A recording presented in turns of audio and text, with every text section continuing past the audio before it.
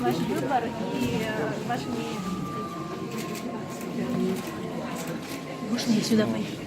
Выбор университета. Вы же не сами хотите в федеральном университете? Ну, вы знаете, образование – это будущее нашей страны. Поэтому мы сейчас много думаем о том, как сделать наши университеты, нашу систему образования лучше. Будем стараться делать это вместе, потому что мы прекрасно понимаем, что для того, чтобы выиграть в конкуренции, для того, чтобы Россия была сильной, у нас должно быть лучшее образование.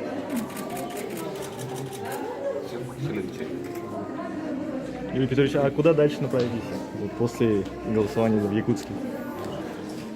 Ну, знаете, вы знаете, мне поручено работать и развивать Дальний Восток Российской Федерации, поэтому я был уверен в том, что мне и голосовать надо на Дальнем Востоке. Вечером, надеюсь,